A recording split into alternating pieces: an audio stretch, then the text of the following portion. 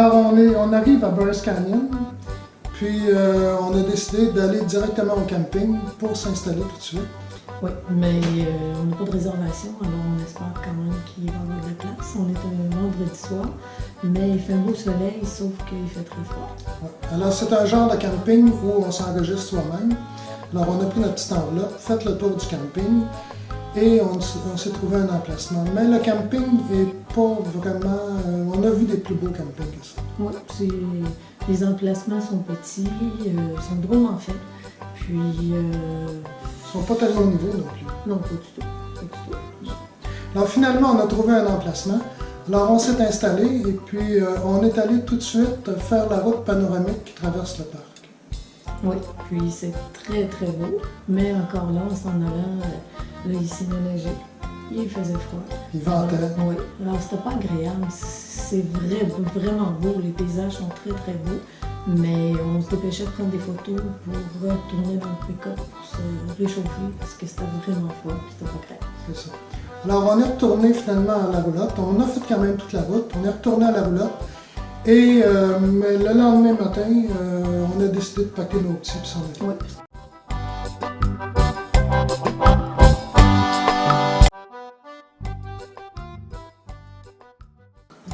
Alors, il a fallu passer par la dump station avant de partir. Oui. Alors, à la dump station, on a voulu se vider correctement et Denis a eu la merveilleuse idée de sortir le jack, ce qui était une bonne idée aussi. Ah oui, c'était une bonne idée de sortir. La roulotte était trop penchée par en avant. Ça nous empêchait de vider complètement nos réservoirs. Alors, en sortant le jack, j'ai pu relever le devant et vider adéquatement les réservoirs. Okay. Alors, c'était une bonne idée de descendre le jack finalement. Oui, mais c'était pas une bonne idée de ne pas le rentrer avant de repartir. Ça a l'air que non. Alors, je me suis trouvé à courber le poteau. Là, il ne voulait plus rentrer. Puis, il fallait tout démonter ça, finalement, parce qu'on ne pouvait pas bouger. Là. Mais on était très chanceux, il n'y avait pas personne qui attendait à la dump station. Oui, imaginez que quelqu'un est en arrière, puis il attend que tu aies fini de te vider pour y aller à son tour. Puis là, finalement, toi, tu as fini, mais au lieu de partir, tu commences à démonter ton jack, tout ça. Ça, c'est à part de tous les efforts qu'on a faits pour essayer de le rentrer. Alors finalement, on a réussi à démonter ça et à reprendre la route, mais là, il fallait se trouver un jack. Alors on a changé notre itinéraire un peu.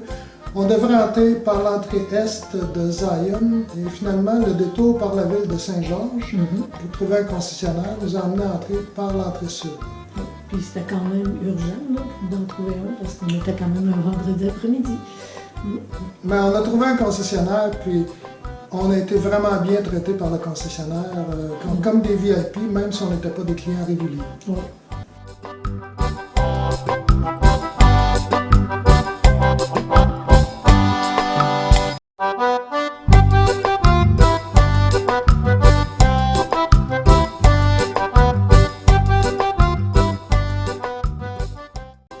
Alors, le jack étant remplacé, ça nous a permis de reprendre la route. Et on a été chanceux parce que finalement, l'entrée sud est beaucoup plus équipée, beaucoup mieux développée que l'entrée est. Alors, à l'entrée sud, on s'est trouvé un espace de boondocking, pas tellement loin de l'entrée du parc, parce que le camping dans le parc... Le parc de Zion, ça s'affichait complet. On a essayé de réserver des mois avant. Pas juste 2 mois, là, des mois avant. Là, on n'a pas réussi à trouver de place, mais notre emplacement de boondocking, c'était très bien. C'était vraiment beau, spectaculaire. Il y avait un beau paysage, puis on était au gros soleil. Ah oui? Ben, gros soleil, c'est bien parce que à cause des panneaux solaires et tout ça, mais on était vraiment bien. On est resté là une semaine, puis nos batteries étaient pleines tout le temps. À chaque jour, la recharge se faisait. Ah oui, on a même rendu service. Il y a des gens qui campaient avec une tente, puis ils sont venus nous demander si on pouvait charger le cellulaire. Alors finalement, on est resté là une semaine et ça a été parfait. On avait de l'eau suffisamment pour notre semaine. Oui, puis on n'était pas loin de Zion, du parc. On était quoi, à 11 km à peu près, ou 11 000? Oui, c'est ça. Puis on est bien équipé. Alors la toilette, la douche, l'eau. C'est ça. Mais pour ceux qui n'ont pas ça et qui veulent faire du boondocking, Ben, dans les villages autour, on peut trouver des endroits où prendre notre douche. Quand on fait du boondocking comme ça, là, dans le désert, il n'y a pas de service, il n'y a rien. Non, c'est ça. Fait qu'il faut être complètement autonome. C'est ça.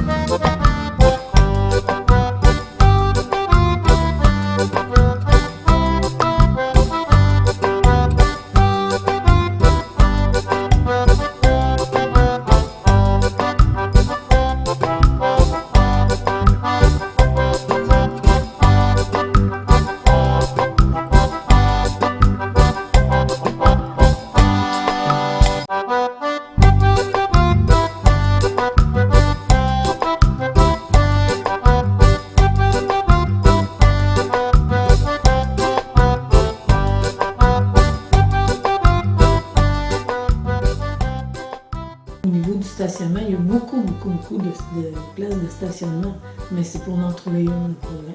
Après 8h30 le matin, c'est plein. Oui, puis c'est de même toute la journée jusque vers la fin de la journée. Si vous y allez vers 4 heures, là, vous allez peut-être être chanceux. Mais on peut aussi, dans le village, il y a plein de stationnements. Mais encore là, je pense que passer 9h30, 10h le matin, il n'y a plus de place nulle part dans le village non plus. Puis là, il faut faire la ligne pour attendre, pour entrer dans le parc, pour se faire dire qu'il n'y a pas de stationnement, c'est complet. Alors, si vous stationnez dans le village, il y a du transport en commun qui vous emmène dans le parc. Bon, alors là, on est retourné à Zion, et puis ma première impression de Zion, c'est un peu comme si les anges étaient venus s'installer sur Terre et s'étaient fait un jardin. Oui, c'est très beau. Vraiment, là, Archer, c'est beau, mais Zion, c'est différent. Archer, c'est des grands espaces. Oui. Mais Zion, c'est comme si on était toujours dans une vallée. Oui, exact. Zion, contrairement à Canyonland, c'était... La route était ordinaire et les points de vue étaient spectaculaires. Exact. Mais à Zion, c'est la route qui est spectaculaire et il y a très peu de points de vue.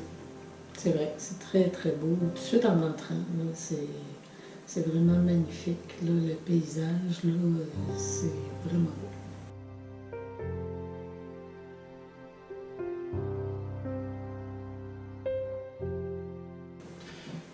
Pas longtemps après l'entrée dans le parc, on commence à monter, puis à un moment donné, on aperçoit des ouvertures dans le flanc de la montagne.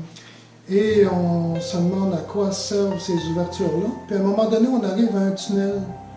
Et les ouvertures qu'il y a dans le flanc de la montagne servent à la ventilation du tunnel. Mm-hmm. Puis il y a une vue spectaculaire dans ces ouvertures-là, mais on n'a pas le droit d'arrêter pour prendre des photos. Interdit, quand tu fais le tunnel, tu le fais d'un bout à l'autre sans arrêt. Puis dans le tunnel, c'est pas tous les véhicules qui peuvent passer. Tu peux pas aller là, ben, tu peux y aller avec la roulotte, avec un classe C, Classe A, je pense pas que ça te passe dans le tunnel. Mais tu dois payer un supplément de 25 si tu veux passer avec ta roulotte en classe C, parce qu'ils doivent fermer le tunnel, la circulation, pour que tu puisses circuler. Parce qu'il faut circuler vraiment dans le centre, parce que de chaque côté, c'est pas assez haut pour permettre à ces genres de véhicules-là de passer.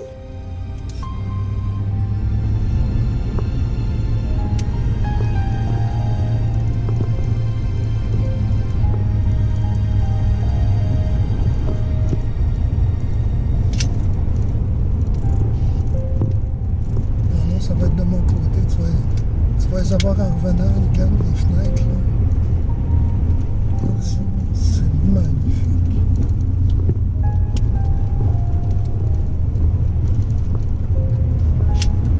Hey, c'est quelque chose, hein? Ça veut rien savoir, ça toi.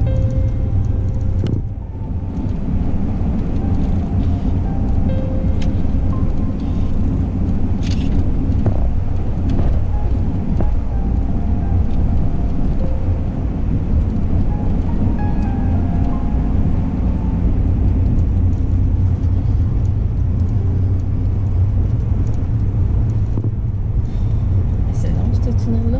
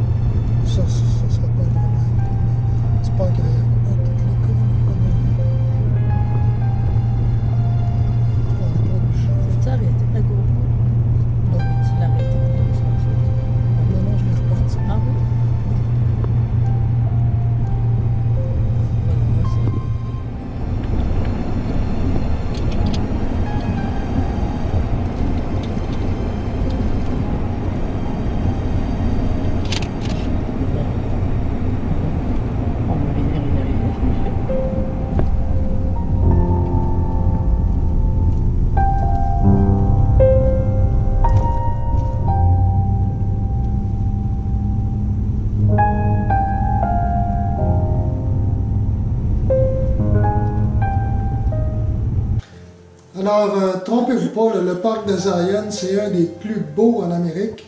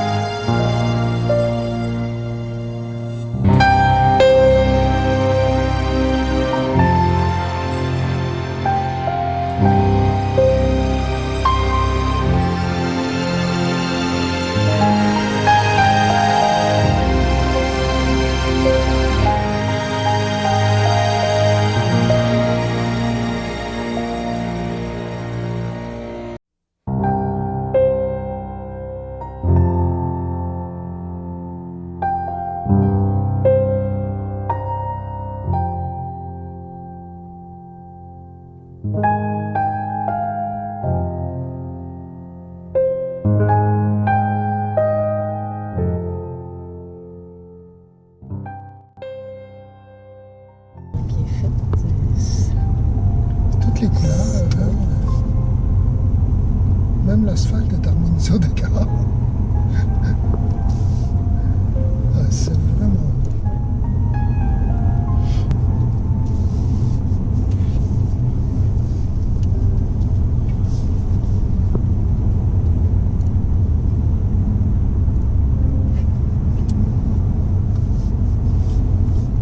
C'est drôle comment elle est faite, l'asphalte. Ouais. C'est pas tout à fait de l'asphalte, c'est pas trop, tu sais, c'est tout comme des rainures dedans. Ouais.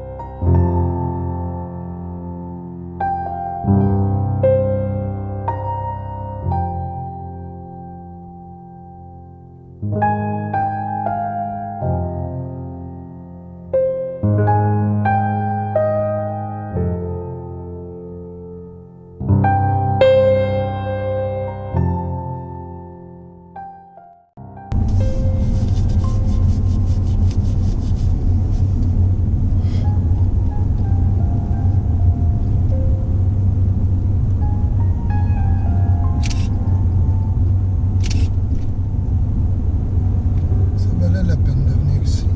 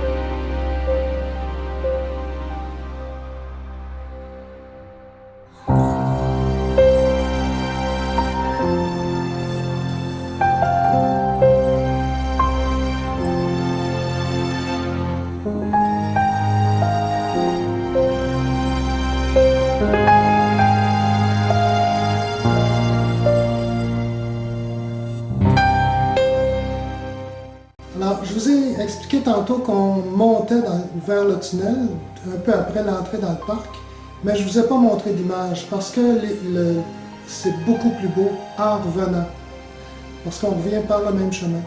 Alors, regardez ça, je vous montre des images après le tunnel en redescendant vers l'entrée.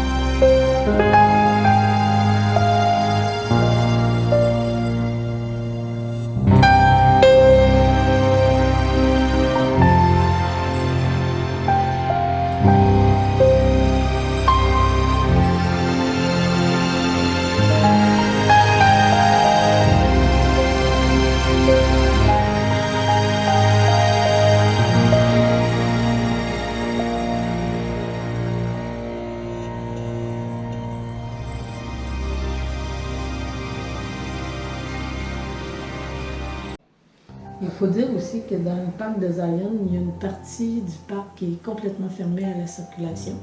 Alors, ils ont un système de transport en commun qu'on peut prendre, c'est gratuit. Puis, ça nous amène à toutes les stations. Puis, de là, on peut faire des randonnées. Exactement. Et c'est très bien organisé, on n'attend pas. Même les chauffeurs font de l'animation. Oui, c'est ça.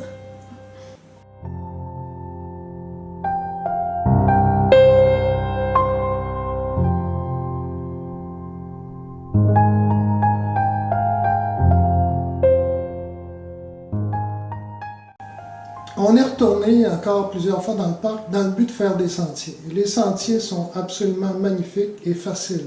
Oui, il y en a un, entre autres, là, on longe la rivière Virgin. Puis c'est une très belle rivière, puis elle est blanche. C'est vraiment beau, là, puis les paysages. Puis il y a une belle chute, hein, une belle grosse chute qui descend, là. C'est vraiment beau. Ouais. Puis il y a d'autres sentiers où on voit de magnifiques chutes. On peut aller derrière les chutes. Il y a même un endroit où on voit, ils appellent ça les jardins suspendus. Les plantes poussent au plafond. Oui, au plafond. À travers le roc. Mais on pensait que c'était plus spectaculaire que ça. Oui, c'est vrai. Mais le sentier, est très beau, très beau. Très, très beau.